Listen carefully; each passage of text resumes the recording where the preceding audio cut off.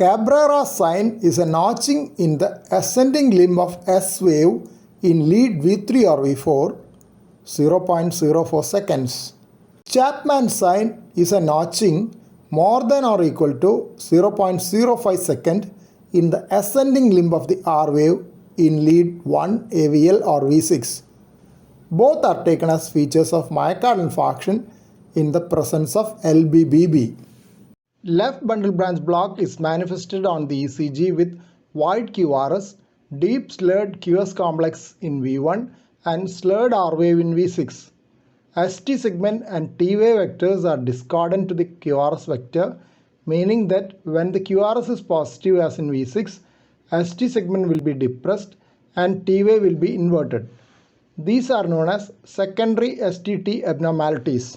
If the ST segment and T wave are concordant to the QRS, it indicates a primary myocardial abnormality. An elevated ST segment and an upright T wave in V6 with a positive QRS is taken as evidence of myocardial infarction or ischemia in the presence of LBBB. Other features of myocardial infarction in the presence of LBBB are typical chord ST elevation, prominent R waves in V1 and Q waves in V6. Usually, the initial R wave in V1 and initial Q wave in V6 represents initial left to right activation of the interventricular septum. In LBBB, the initial left to right activation of the interventricular septum is absent. In the 2004 guidelines for management of ST elevation myocardial infarction, new or presumably new LBBB was considered as equivalent to STEMI. Many cases in which catheterization laboratory was activated and emergency angiogram done showed no acute coronary artery occlusion. Hence, the 2013 guideline removed this recommendation. But this could lead to denial of reperfusion therapy in those who actually have an acute coronary occlusion with LBBB on ECG. In this situation, Sgarbossa ECG criteria is one of the most validated tools to help in the diagnosis of STEMI with LBBB. A Sgarbossa score 3 or more has 98% specificity for acute myocardial infarction with angiographically confirmed acute coronary occlusion.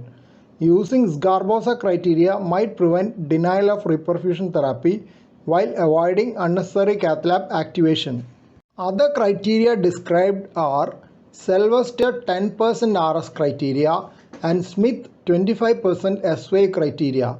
All these have concordant ST segment elevation in common with Sgarbossa criteria.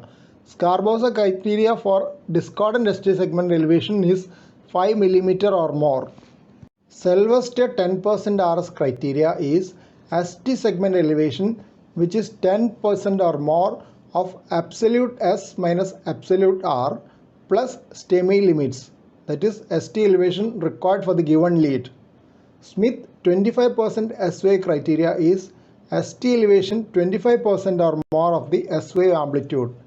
Another new criteria for computerized interpretation is based on ST segment elevation in relation to the QRS area in the presence of LBBB. Here are a couple of relevant journal references.